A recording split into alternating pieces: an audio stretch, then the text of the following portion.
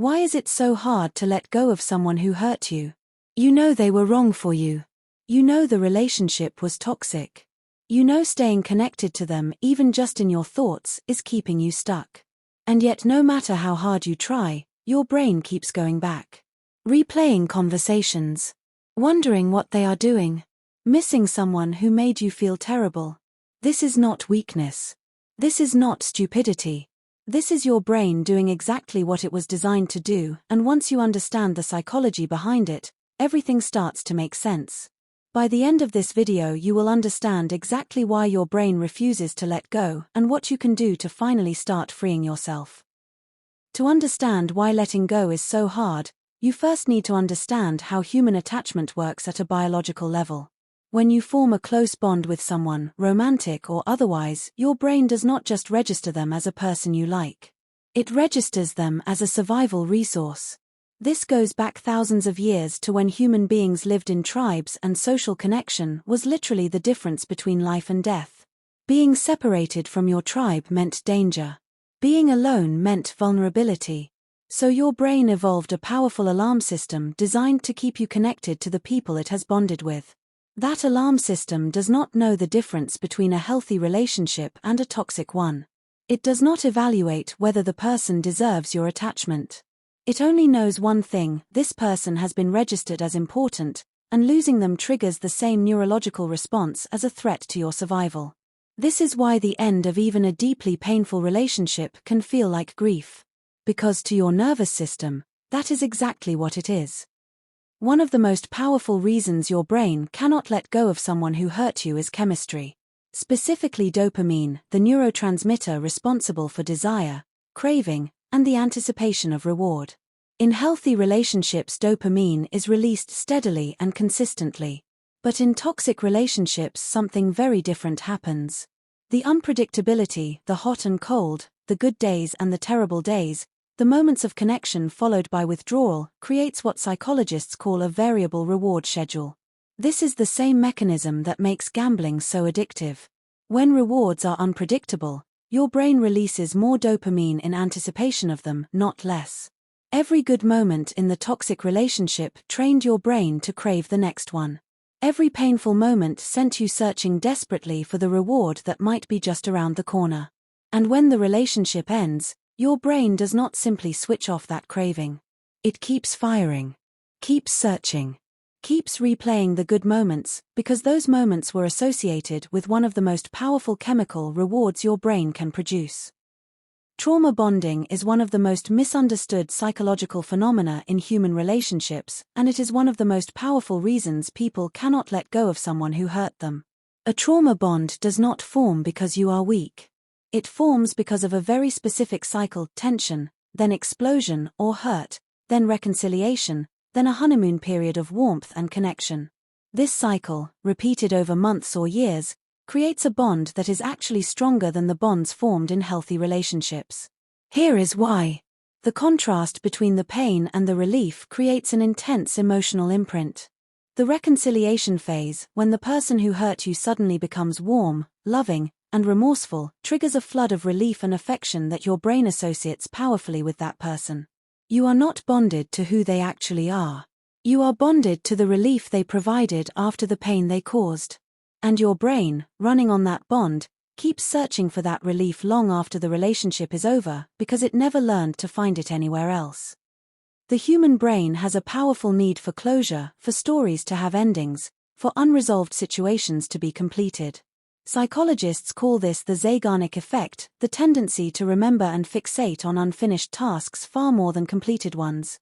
A relationship that ended painfully, suddenly, or without real resolution is an unfinished story. And your brain cannot file it away. It keeps returning to it, replaying conversations, imagining alternative outcomes, constructing the version of events where things made sense or where you said the right thing or where they finally understood. This is not obsession. This is your brain doing its job, trying to process and complete an experience that never reached a natural conclusion. The problem is that with toxic relationships, the closure you are searching for often cannot come from the other person. They may not be capable of giving it. They may not even understand what they did. which means your brain keeps looping, waiting for an ending that will never arrive from the outside. The only closure that actually works has to be built from within. One of the most overlooked reasons people cannot let go of someone who hurt them is that the relationship became part of their identity. When you are deeply involved with someone, especially over a long period, your sense of self becomes intertwined with theirs. You think of yourself in relation to them. Your routines, your social circle, your future plans, your daily habits, all of it was built around their presence. When that person leaves, it is not just them that disappears. A version of you disappears with them. And your brain, scrambling to maintain a coherent sense of self, keeps reaching back toward what it knew. Keeps trying to rebuild the identity that felt familiar. This is why so many people describe feeling like they do not know who they are after a painful relationship ends. It is not dramatic. It is accurate. Part of your constructed self has been dismantled, and rebuilding it takes time, intentional effort, and often a level of self-exploration that the relationship never allowed space for. When we cannot let go of someone who hurt us, we are almost never holding on to who they actually were. We are holding on to who we believed they could be, or who they were in the beginning, or who they were in their best moments. The human mind has a powerful tendency to idealize people it has bonded with, especially after loss. The painful memories soften. The good memories intensify. The red flags that seemed obvious in hindsight become invisible in the rear-view mirror. And what remains is a version of this person that probably never fully existed, a highlight reel constructed by a grieving brain trying to make sense of why it misses someone who caused so much pain. This idealization is not a flaw in your thinking. It is a natural protective mechanism. But it keeps you trapped in a version of the relationship that was never real, mourning a person who existed more in your hopes than in your actual experience. Letting go becomes possible only when you can hold both truths simultaneously. They hurt you, and you genuinely cared for them. Both things are true. And both deserve to be acknowledged. Shame plays a quietly devastating role in why people cannot let go of painful relationships, and it is almost never talked about honestly. When a relationship ends badly, especially one where you were mistreated, a very cruel internal process often begins. Instead of directing anger outward at the person who hurt you, the mind turns it inward. You start asking, why did I allow this? Why did I stay so long? Why did I not see it sooner? Why did I keep going back? These questions feel like self-awareness. They feel productive. But they are often just shame in disguise. And shame does something very specific, it keeps you mentally locked in the experience. Because the mind cannot rest with an unresolved sense of having failed yourself. It keeps returning to the wound, not to heal it, but to punish you for it. Letting go becomes almost impossible when you are still in a cycle of self-blame, because releasing the relationship would mean accepting what happened without fully understanding why you let it. And that level of self-compassion is one of the hardest things a human being can learn. Your nervous system is a learning machine. Every experience you have teaches it something about how the world works and what to expect from other people. And a painful relationship, especially a long one, teaches your nervous system some very specific and very damaging lessons. It teaches it that love involves anxiety, that closeness means unpredictability, that caring about someone means bracing for hurt. These lessons do not disappear when the relationship ends. They stay encoded in your body, in the way you flinch at certain tones of voice, in the way your heart rate changes when your phone lights up, in the hypervigilance that follows you into spaces that should feel safe. And here is the painful irony: the person who taught your nervous system those lessons is also the person it associates most strongly with the feelings of connection and familiarity. So even while part of you knows they hurt you, another part keeps reaching toward them because they are what your nervous system recognizes as intimacy. Healing this is not a mental exercise. It is a physical one. It happens in the body, through safety, through time, and through new experiences that slowly teach your nervous system a different story. You have probably been told that time heals everything. And while time is necessary, it is not sufficient on its own. Simply waiting for the feelings to fade without doing anything differently does not rewire the neural pathways that were formed in the relationship. It does not process the unresolved grief. It does not rebuild the identity that was lost. It does not reteach the nervous system what safe connection feels like. What actually creates healing is not the passage of time but what you do with that time. Processing the experience through journaling, therapy, honest conversation with trusted people, or deep self-reflection allows the brain to complete the unfinished story it keeps looping on. Building a life that feels meaningful independent of the other person gives your identity somewhere new to anchor. Creating new experiences of genuine connection with friends, family, or eventually new relationships slowly teaches your nervous system that intimacy does not have to mean pain. None of this is quick. None of it is linear. But all of it is possible. And it starts with understanding that healing is not something that happens to you while you wait. It is something you actively participate in.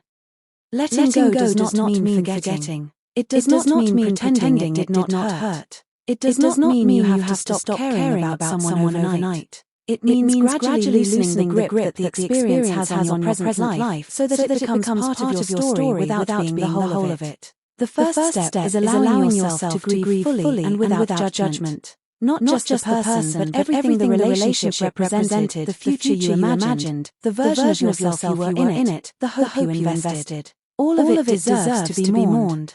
The second step is consciously interrupting the idealization when your mind serves you the highlight reel, deliberately bring in the full picture. Not to make yourself angry, but to remember the complete truth. The third step is redirecting the mental energy that has been going toward this person back toward yourself. Your interests, your goals, your friendships, your healing. Every time your mind reaches toward them, gently redirect it towards something that builds your own life. And the fourth step, perhaps the most important, is radical self-compassion. You did not stay because you were stupid. You did not struggle to leave because you were weak. You stayed because you were human, because you were bonded, because your brain was doing exactly what brains do. Forgiving yourself for that is not optional. It is the foundation of everything else. Your brain is not broken. It is not betraying you.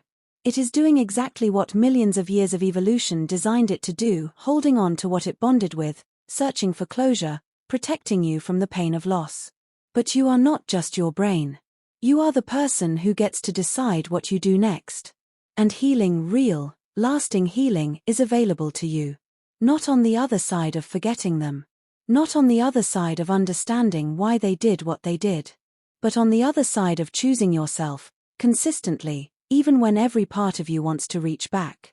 If this video helped you understand yourself even a little more clearly, subscribe right now. Every single week we go this deep into the psychology behind why you think, feel, and behave the way you do. Nobody explains it like this anywhere else. Now I want to hear from you. Drop a comment below and tell me, how long did it take you to finally start letting go, and what actually helped? I read every single comment, and your answer might help someone else feel less alone. And if you want to go even deeper, next week we are covering something even darker. The psychological reason why some people are completely incapable of feeling guilt.